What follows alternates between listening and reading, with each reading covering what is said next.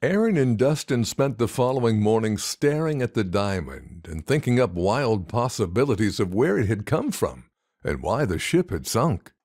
After all, it's not like they had any information about the diamond or the ship. Even a thorough internet search proved to be a waste of time rather than helpful. There were no records of a ship named Reaper of the Ocean. And as for the diamond, according to every gemology chart they'd seen, a diamond like theirs didn't exist. "I have another theory," Erin said. "Maybe the ship came from a secret faraway land where the world's most beautiful diamonds grew in abundance.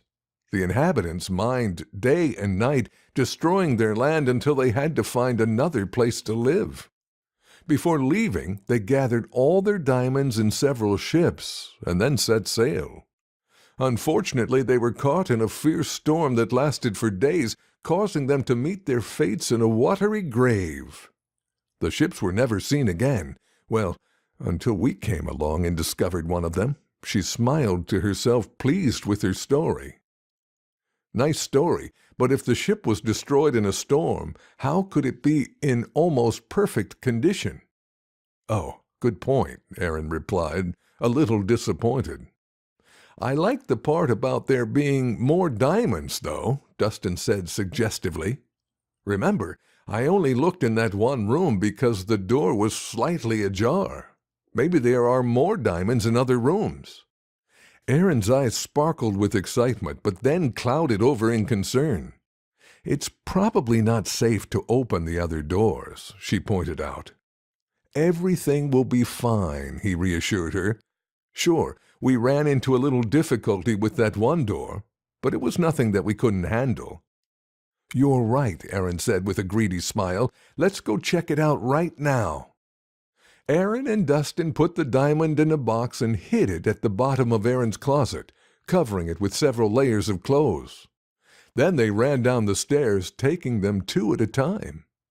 "Where are you going in such a hurry?" Tabitha asked, coming out of the kitchen with a large mixing bowl and wooden spoon in her hands. "For a ride in our boat," Erin replied. "Be sure to tell me when you take the boat out," Tabitha said. "Mrs. Sanderson always says you shouldn't be out on the ocean if someone doesn't know where you are." She hesitated slightly before adding, "I can't help but notice that you've been boating quite a bit lately, without letting me know first. Let's not make a habit of that, all right?" Erin and Dustin nodded, walking quickly out the door before she could say anything else, or worse, try to stop them from going. "Who does she think she is, our mother?" Dustin said scornfully once they were outside. "Who cares?" Erin said, practically dragging her brother toward their boat. "We have much more important things to think about." Fantasies of ships brimming with diamonds filled Erin's mind as they brought their boat to a stop over the shipwreck and then descended into the water. When they reached the ship, Erin followed Dustin down into the cabins. For some reason it felt darker, scarier, and a little claustrophobic. With a loud gulp, she tried to ignore her nervousness and instead concentrate on the potential prize.